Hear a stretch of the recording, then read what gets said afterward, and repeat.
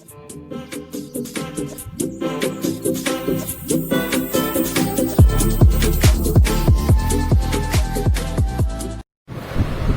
भी होगा। इसके बाद आप लोग एक प्रूविंग करवाए थे electric field on axial line due to time. ये आप लोग को पिछले क्लास में हो चुका था।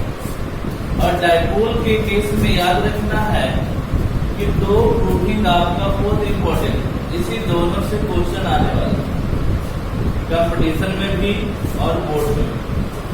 अब देखिएगा सेकेंड प्रूविंग आज करवा रहे हैं और उस प्रूविंग में देखिएगा टॉपिक का नाम है बाबू electric field on equatorial line due to time. मतलब आपका टॉपिक है बाबू इलेक्ट्रिक फील्ड क्या होगा, किसके, कहां पे, इक्वेटोरियल लाइन पे, किसके कारण, डाइपोल के कारण। ये ध्यान रखें। अब आप खुद सोचो कि टॉपिक है डाइपोल, ये ना है, तो आप लोग सबसे पहले कंसेप्ट में ध्यान रखना कि जब डाइपोल के केस में पूछे तो याद रखना है बाबू कि डाइपोल के केस में सबसे पहले आपको डाइपोल का फिगर बनाना होगा। क्लियर? अब डाइपोल में आपको हम बता चुके हैं कि दो चार्ज होगा, दोनों चार्ज का मैग्नीट्यूड सेम नेचर। अब आप ही बताइए कि एक चार्ज माइनस क्यू और दूसरा चार्ज, यहां तक कंसेप्ट क्लियर है बाबू। अब दोनों चार्ज के बीच जो डिस्टेंस था, ये आपका डिस्टेंस जो है बाबू, ये डिस्टेंस आपका था 2a। चलो कंसेप्ट क्लियर हो, कितना डिस्टेंस 2a। अब आप लोग ये सोचिए कि बीच का जो पॉइंट है वो कहलाता है सेंटर ऑफ टाइम। ये भी कंसेप्ट क्लियर होगा, पिछली क्लास तो क्लियर कर दिए थे। अब यहाँ पे एक नया वर्ड इक्वेटोरियल लाइन। अब कुछ सुनो, इक्वेटोरियल लाइन का मतलब होता है कि वैसा लाइन जो सेंटर पे परपेंडिकुलर हो। मतलब ये जो लाइन देख रहे हैं ये इक्वेटोरियल लाइन, तो आप ऊपर से परपेंडिकुलर या नीचे से, ये किसी प्रकार से। तो याद रखिएगा कि ये जो लाइन जो है बाबू, ये आपका इक्वेटोरियल लाइन। अब आपको पूछा गया है कि इस इक्वेटोरियल लाइन पे कहीं भी इलेक्ट्रिक फील्ड बता दो। मान लो हम यहाँ पे बताने जा रहे हैं। अब आप ही बताइए, अगर इस पॉइंट को नाम ए, इसको बी और इसको पी, पी की जगह सी देते हैं नाम बाबू, वेरी गुड। अब आपको पहले से याद करो कि हम जिस पॉइंट पे इलेक्ट्रिक फील्ड निकालने के लिए बोलते हैं वहां पे अपना मन से चार्ज लेते थे। कौन सा चार्ज? Test charge. मतलब यहाँ पे जो चार्ज है वो Q0। कोई दिक्कत? अब बताओ, माइनस प्लस अट्रैक्शन, मतलब आप सबसे पहले ऐसे लाइन ड्रॉ कर लो, लाइन ड्रॉ कर ली। अब बताओ, अट्रैक्शन अंदर की तरफ लगेगा, मतलब फोर्स अगर अंदर है तो चार्ज भी तो प्लस है, इलेक्ट्रिक फील्ड और फोर्स सेम डायरेक्शन। तो यहाँ पे इलेक्ट्रिक फील्ड हुआ E। क्यों? क्योंकि पॉइंट ए के चार्ज के कारण बता रहे हैं। अब बताओ, प्लस प्लस रिपल्सन, तो रिपल्सन किधर जाएगा? दूर भागेगा, और यहाँ पे इलेक्ट्रिक फील्ड होगा E। तो यहाँ पे कंसेप्ट क्लियर होगा। पिछले क्लास में देखो कि सेंटर ऑफ डाइपोल और जिस पॉइंट पे टेस्ट चार्ज रखेंगे उसका डिस्टेंस स्मॉल आर मान रहे हैं। ये डिस्टेंस आपका स्मॉल आर है, ये आपका, कोई दिक्कत नहीं। अब आप लोग ये बताओ, थीटा मान ले, ये भी थीटा होगा, कोई दिक्कत? अब बताओ ये 2a है तो ये आपका a होगा, तो ये भी आपका a होगा। फिगर कंसेप्ट क्लियर हो रहा है? अब आप लोग बताओ, तो यहां से आप लिख सकते हैं AC इक्वल टू BC। बताओ ये दोनों डिस्टेंस हमारा सेम है, तो BC निकालोगे कैसे? तो आप लोग पढ़े होंगे मैथ में Pythagoras, a square plus RS, पढ़े ना? इसका स्क्वायर प्लस इसका स्क्वायर इक्वल टू हाइपोटेनस का स्क्वायर होता है। तो आप लोग बताइए, हम यहाँ पे लिखें। अब सेकेंड पे को यहां तक क्लियर कर सकते। अब थोड़ा सा मैथ का मैकेनिज्म जा रहा है। तो मैथ में आप लोग पढ़े होंगे बाबू कि अल्टरनेट एंगल इक्वल होता है। अगर ये थीटा है तो ये भी थीटा होगा, अगर ये थीटा है तो ये भी थीटा होगा। तो बताओ टोटल एंगल कितना हो गया? 2 थीटा। बताओ किसी को दिक्कत? मैथ पढ़ती हो ना? तो ऐसे है बाबू। तो बताओ ये एंगल अगर ये थीटा है तो बताओ क्या होगा बाबू? ये भी थीटा हो जाएगा। Clear concept? अगर आप ऐसे फिगर ड्रॉ करते हैं, अगर ये थीटा है ये भी थीटा हो जाएगा। मतलब ये आपका मैथ का मैकेनिज्म। तो दोनों के बीच कितना होगा? थीटा प्लस थीटा, 2 थीटा हो गया। चलो आप लोग ध्यान से सुनना। सबसे पहले अगर ऐसा क्वेश्चन जब मिले तब चेक करो इलेक्ट्रिक फील्ड सेम है कि नहीं। तो यहां से बताओ सेम कैसे पता करेंगे? इलेक्ट्रिक फील्ड का फॉर्मूला पढ़े होंगे, 1/4πε0 Q बाई डिस्टेंस। तो डिस्टेंस तो यहाँ पे मान लेते हैं अभी AC। तो बताओ इलेक्ट्रिक फील्ड इक्वल होने के लिए क्या क्या चाहिए था? चार्ज भी सेम होना चाहिए, डिस्टेंस भी सेम होना चाहिए। तो बताओ यहाँ पे बाबू चार्ज का मैग्नीट्यूड Q, यहाँ भी Q, चार्ज सेम हो गया। तो यहाँ पे लिखो कि QA equal to QB equal to Q। Clear हो गया? और AC इक्वल टू AC। जब तो डिस्टेंस भी सेम, चार्ज भी सेम, तो लिखिएगा इसलिए सर इलेक्ट्रिक फील्ड भी क्या होगा? सेम होगा। क्लियर हो गया? अब थोड़ा क्लास 11 में जा रहा है। 11 में आप लोग पढ़े होंगे वेक्टर, और वेक्टर में पढ़ाए थ्योरी पैरेललोग्राम। पैरेललोग्राम में हम लिखे थे A इक्वल टू B है तो R equal to 2A cos theta by 2। ये याद है बाबू? ये आपका वेक्टर A था जिसका मैग्नीट्यूड A, ये थीटा, ये वेक्टर B था इसका मैग्नीट्यूड। तो यहाँ पे क्या बताए थे? पैरेललोग्राम का रिजल्ट में देखिएगा, A इक्वल टू B होगा तो R equal to 2A cos theta by. तो यहाँ भी तो आप लिख सकते हैं इलेक्ट्रिक फील्ड सेम है। तो यहाँ से क्या लिखोगे कि resultant electric field equal to 2A cos, दोनों के बीच एंगल कितना है? 2 थीटा। तो यहाँ लिखो 2 theta by theta. Concept clear? अब आप ही बताना बाबू, 2 थीटा बाई 2, तो 2 से 2 कैंसिल। यहां से क्या लिखेंगे? E equal to 2EA cos theta. Concept clear हो गया? अब आप लोग बताओ आपको क्या चाहिए? ये चाहिए और cos थीटा। अब इसको मान लो फर्स्ट और लिखना फ्रॉम फिगर। अब फिगर से देखो बाबू, तो यहां से क्या लिखेगी? cos theta equal to base by hypotenuse, तो बेस हाइपोटेनस। तो यहां से क्या हो जाएगा? A by base AC। तो यहां से बता बाबू, तो cos theta is equal to A by A C की जगह A square plus R square. तो यहां तक कंसेप्ट क्लियर हो गया। अब आप लोग ये बताइए, अब cos थीटा निकाल चुके हैं, अब क्या चाहिए था, ये चाहिए।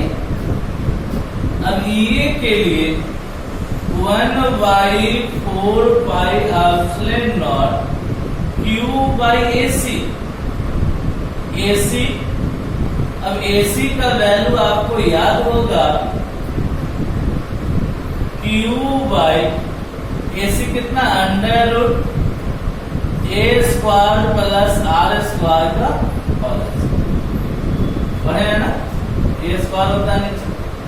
अब बता बाबू, अगर अंडर रूट पे स्क्वायर देते हैं, E is equal to 1/4 pi epsilon naught Q by A square plus are.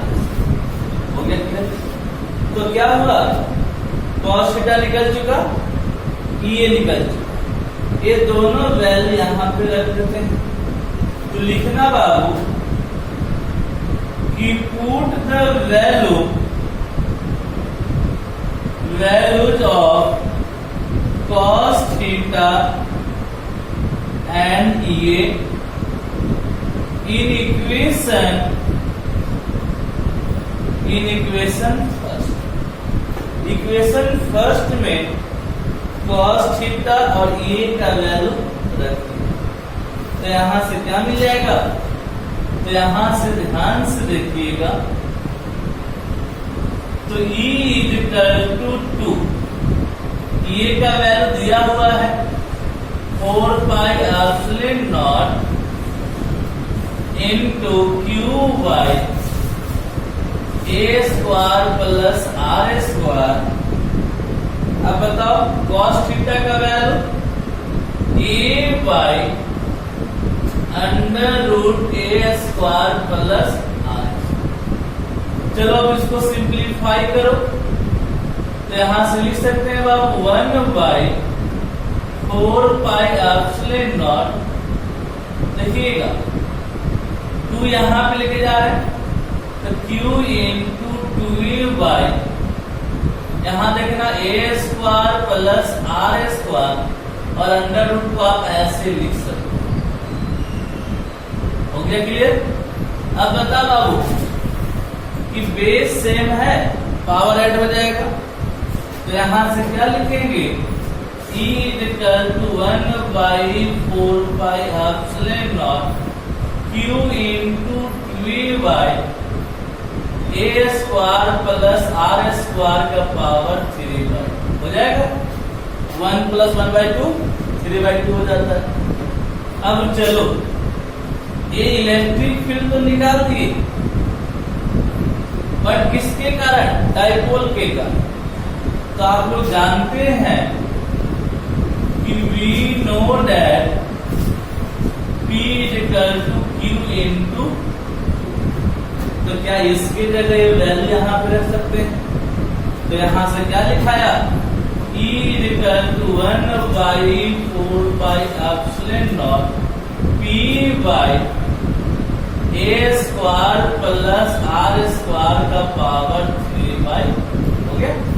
तो ये किसके कारण था बाबू, ये जो आपको निकला इलेक्ट्रिक फील्ड, तो यहां पे लिखेंगे electric field on equatorial line due to dipole. ये डाइपोल के केस में सबसे क्लियर हो गया। एक बार देख लीजिए, उतारिए, फिर आगे हम चलते हैं। उतारिएगा बाबू, और कहीं किसी को अगर प्रॉब्लम होगा तो पूछ सकते हैं।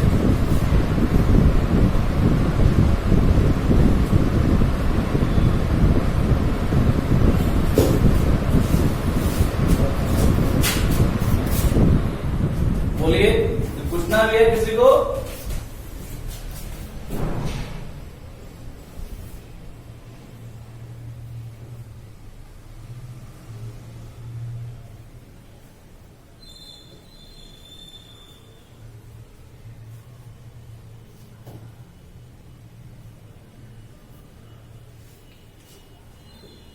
किसी को कुछ पूछना है?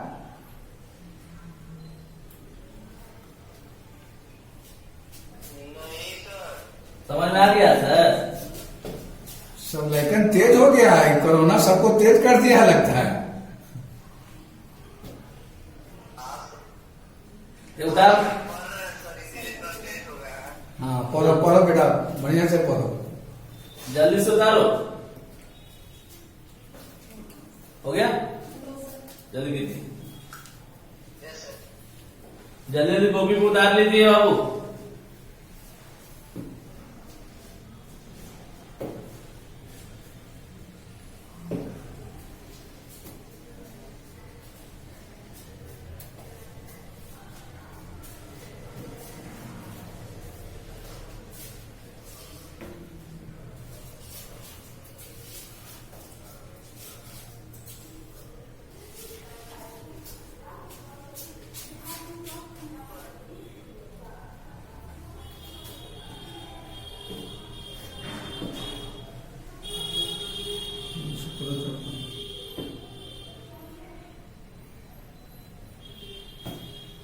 मतलब याद रखना है, फिगर बन जाएगा, कंसेप्ट क्लियर हो जाएगा।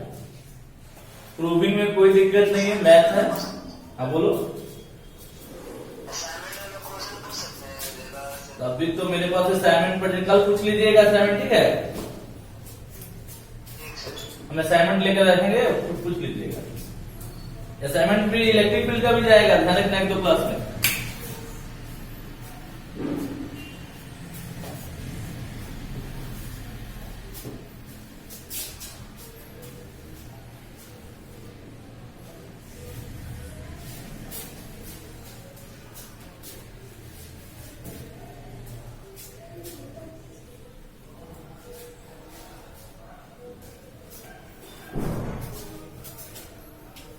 करो।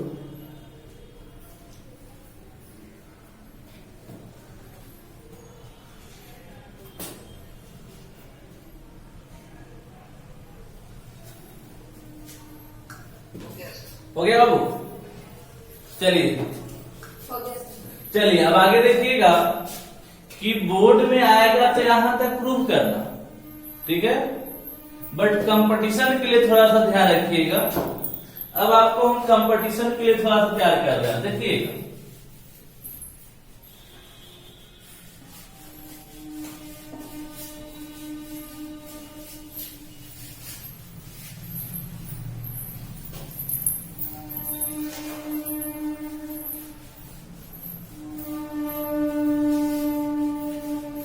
देखना बाबू कि अब हम लोग कंपटीशन के लिए चल रहे हैं, नोट लिखते हैं।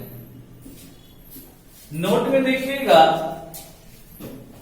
कि फर्स्ट पॉइंट तो आपको एक फॉर्मूला याद होगा कि electric field is equal to 1/4πε0 2p/r² plus a² के पावर 3/2।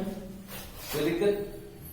अब मैथ के अनुसार सोचो, अगर r is greater than a होता, मतलब ये बहुत बड़ा है, तो छोटा को निगलेक्ट कर देते हैं, हम लोग पहले से पढ़ चुके हैं। तो एक को यहां पे क्या करेंगे? निगलेक्ट करेंगे। तो यहां से बताओ 1/4πε0 2p/, ये हट न जाएगा तो 2 से 2 cancel. Electric field equal to, बोलो यहां तक कोई कंसेप्ट? ये इलेक्ट्रिक फील्ड निकल चुका। अब सोचिए कि आपको याद होगा इलेक्ट्रिक फील्ड, किसी को दिक्कत? On axial line, axial line क्या था? 1/4πε0 p/r³, याद होगा? और अभी जस्ट प्रूव किए हैं। हाँ बोलो। ओ सॉरी, इसमें p रहेगा, इसमें 2p था। क्लियर हो गया? हो गया बाबू। अब देखिएगा ये एक्सियल लाइन में था और अब हम देखिए अब जस्ट प्रूविंग किए हैं इक्वेटोरियल लाइन। अब इक्वेटोरियल में क्या पढ़ा है बाबू, अभी जस्ट ये प्रूव किए हैं। अब आप सोचो कि आप कंपटीशन में बैठे हुए हैं, इक्वेटोरियल एक्सियल लाइन पे दिया हुआ है, इक्वेटोरियल पे पूछेगा तो क्या इतना सारा फॉर्मूला लगाओगे? नहीं।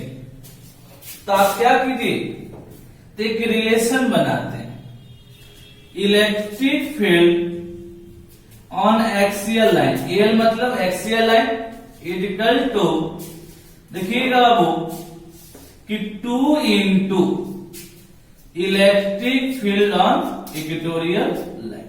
क्लियर हो गया? तो बताओ कैसे किया बाबू, हम इस 2 को ऐसे कर दिए, ध्यान से सुनना, 2 को ऐसे कर दिए, तो इसकी जगह हम इसको उठाकर यहां पे रख दिए, क्योंकि तो अभी जस्ट पढ़ चुके हैं, तो वही हम काम किए। अगर एक्सियल लाइन पे पूछा हुआ है तो याद रखना 2 इंटू इक्वेटोरियल लाइन पे इलेक्ट्रिक फील्ड जो होगा, तो यहां से क्या मिला, electric field on axial line by electric field on equatorial line, ये क्या होगा, दोनों का रेशियो 2 होगा। बोलो यहां तक कोई दिक्कत? मतलब किसी तरीके कोई क्वेश्चन पूछेगा तो आप बता सकते, तो ये दोनों आपको एकदम डायरेक्ट याद रखना होगा। चलिए इसको भी उतार लीजिए, कहीं दिक्कत तो पूछ लीजिए।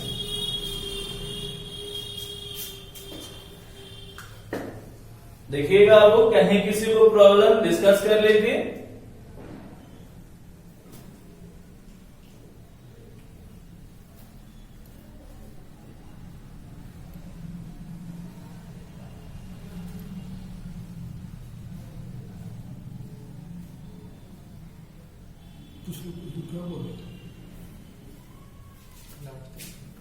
उस फॉर्म से पूछ लो ना।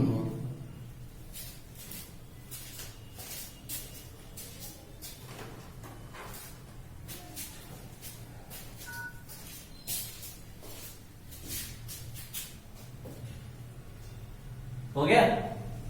तो बताओ किसी को दिक्कत? तो ध्यान रखिएगा कि एक्सियल लाइन इक्वेटोरियल लाइन का रिलेशन भी हम बताते हैं, कि कभी कोई पूछेगा तो आप ऐसे बता सकते। कंसेप्ट क्लियर कर दिए बाबू? चलिए देखिएगा,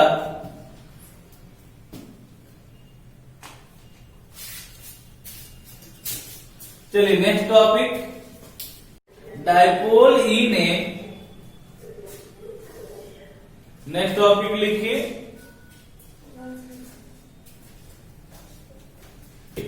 नेक्स्ट टॉपिक लिखिएगा, dipole in a uniform, dipole in a uniform two dimensional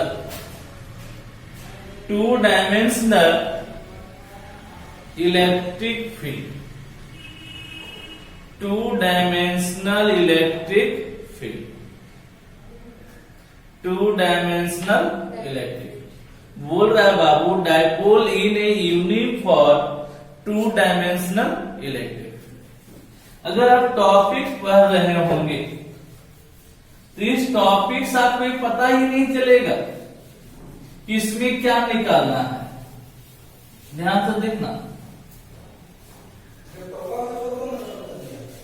कि अब आप लोग को ये पता ही नहीं चलेगा कि इस टॉपिक में क्या निकालना है। समझ रहे हैं आप? तो देखिए हम आपको समझाने जा रहे हैं कि मान लो बाबू कि आपको बोला गया है dipole in uniform 2 dimensional electric. 2 dimensional मतलब आपका डायपोल जो है वो इंक्लाइंड होगा, मतलब XY प्लेन। 2 डायमेंशनल मतलब यही होता है XY प्लेन या YZ प्लेन या ZX प्लेन, मतलब प्लेन पे ही काम होगा। अब आपका इलेक्ट्रिक फील्ड एक जैसा है तो जैसे आप क्या करो, आप फिगर बनाओ पहले। ये आपका इलेक्ट्रिक फील्ड है, देखते जाना। ये आपका इलेक्ट्रिक फील्ड है। अब आपसे पूछ रहा है बाबू, ये आपका इलेक्ट्रिक फील्ड है।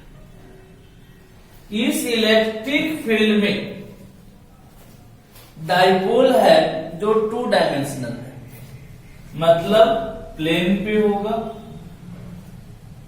ये आपका डाइपोल है बाबू, -q + q, ये तो जानते हैं। बीच का point centre of dipole O, ये आपका centre of dipole, centre of dipole. अब आप फिर बताओ, चार्ज प्लस में है तो इलेक्ट्रिक फोर्स, इलेक्ट्रिक फील्ड के सेम डायरेक्शन। चार्ज माइनस में है, इधर फोर्स अपोजिट डायरेक्शन। आप इसका नाम A दे दो, इसका नाम B दे दो, तो दोनों के बीच का जो डिस्टेंस है वो 2a है। यहां तो समझा दिए बाबू। अब आप ही बताओ, ये कोई इंक्लाइंड है, ये आपका कोई इलेक्ट्रिक फील्ड, धक्का मारोगे तो रोटेट करेगा। क्या होगा? रोटेट। और रोटेटिंग इफेक्ट टॉर्क में आता है। किस में आता है? टॉर्क में रोटेशन कहा चुके हैं। तो यहां इसका मतलब ये हुआ, इस थ्योरी में आपको टॉर्क निकालना है। थ्योरी में कहीं नहीं लिख रहा है आपको कि टॉर्क निकालिए, बट आपको समझना होगा कि जब आपका 2D प्लेन पे कोई आपका डाइपोल होगा और इलेक्ट्रिक फील्ड हॉरिजॉन्टल हो या वर्टिकल हो, तो क्या करोगे? धक्का मारेगा बार बार, और धक्का मारेगा तो क्या होगा? ये रोटेट करेगा। और रोटेट करेगा मतलब रोटेटिंग इफेक्ट कहां चला जाता है? टॉर्क में। मतलब आपको टॉर्क निकालना होगा। मतलब ये ध्यान रखना है कि इस थ्योरी में टॉर्क निकालना है।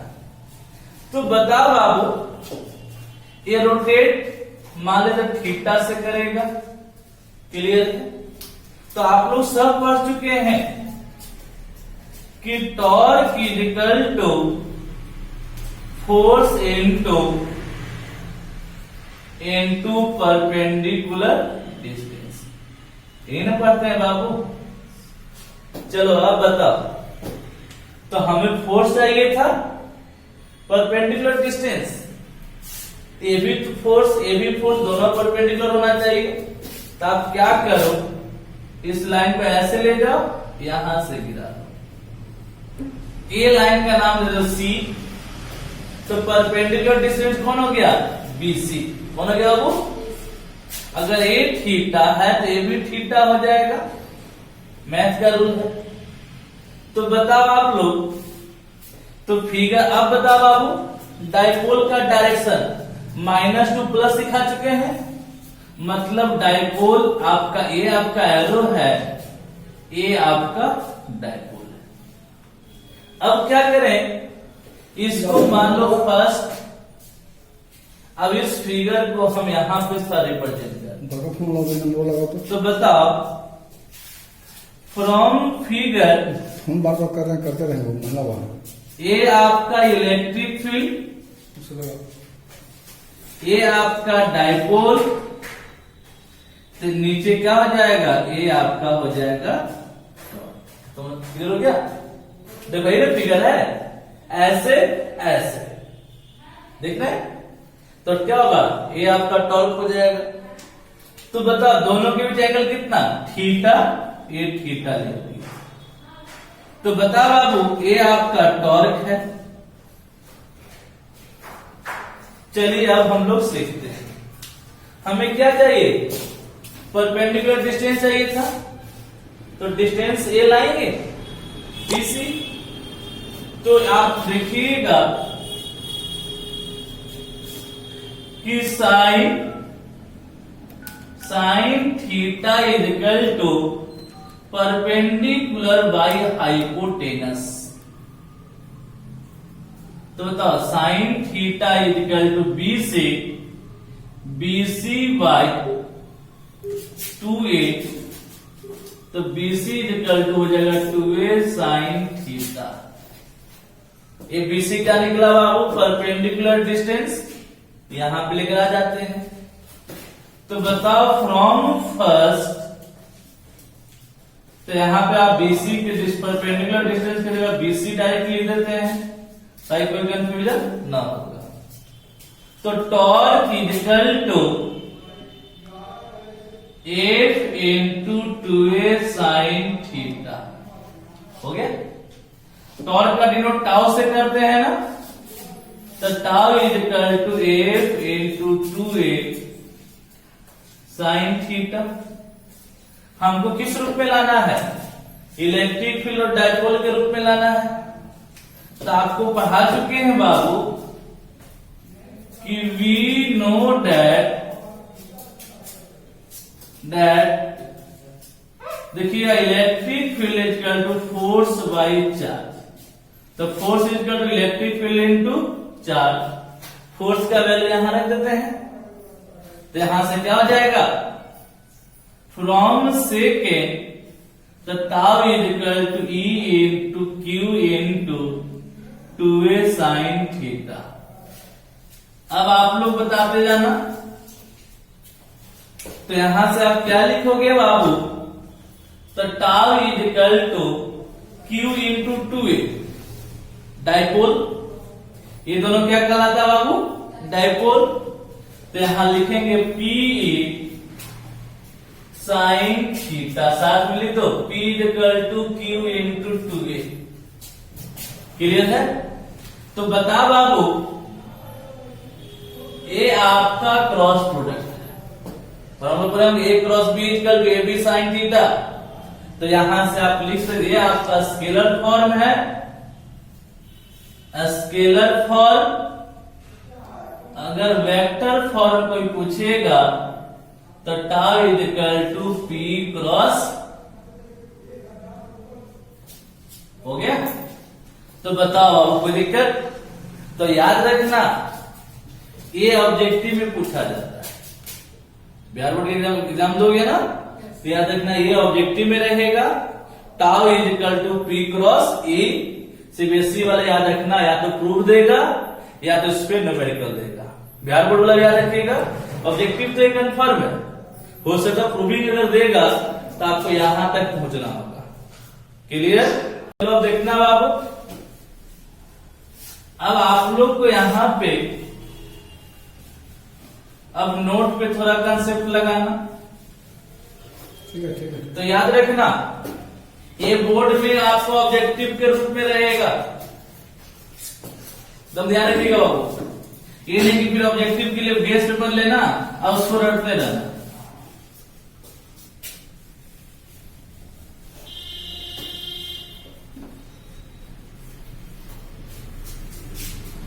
देखिएगा, अब इसके बाद थोड़ा सा नोट पे आते हैं। अब बताओ फर्स्ट पॉइंट, थीटा का वैल्यू 0 डिग्री। 0 डिग्री कब होगा? जब इलेक्ट्रिक फील्ड और डाइपोल सेम डायरेक्शन और पैरेलल हो। इस केस में क्या होगा? थीटा 0 होगा। अब आपसे पूछ रहा है बाबू, तो torque is equal to P sine theta. Theta का वैल्यू 0 डिग्री, तो यहां से क्या लिखेंगे? साइन 0 और 0 का वैल्यू 0। तो आज से याद रखना कि ऑब्जेक्टिव में यह भी पूछा जाता है कि जब इलेक्ट्रिक फील्ड और डाइपोल मोमेंट जब पैरेलल हो जाए और सेम डायरेक्शन रहेगा, उस केस में कोई टॉर्क नहीं होगा। समझ रहे? कोई टॉर्क नहीं होगा। तो यहां पे याद रखना हेंस, तो इस केस में dipole is in stable equilibrium. Stable equilibrium मतलब समझे बाबू कि जब टॉर्क 0 है तो इलेक्ट्रिक फील्ड ऐसे, डाइपोल भी ऐसे। तो ये रोटेट करेगा ही नहीं, तो हमेशा बैलेंस रहेगा। तो ही बोला गया है, कोई पूछ देता कि जब इलेक्ट्रिक फील्ड और डायपोल जो है सेम डायरेक्शन पैरेलल होगा, उस केस में याद रखना है टॉर्क 0 होगा, और जब टॉर्क 0 होगा तो डायपोल आपका क्या रहेगा, स्टेबल इक्विलिब्रियम में रहेगा। सेकेंड पॉइंट देखिएगा, अगर मान लो theta is equal to 90 degree, देख रहे हैं आप लोग, जब 90 रहेगा बाबू तो यहां पे क्या लिखेंगे, टाउ इज इक्वल टू, इसका मतलब है देख लो, इलेक्ट्रिक फील्ड ऊपर आपका डायपोल ए एंगल 90 डिग्री, तो पूछा गया torque is equal to P is sine 90, 90 का वैल्यू 1, तो tau is equal to P E, और इस केस में याद रखना है कि टॉर्क मैक्सिमम होगा। तो कभी भी मैक्सिमम टॉर्क कोई पूछ दे तो ये बताइएगा। क्लियर, तो उतार लीजिए।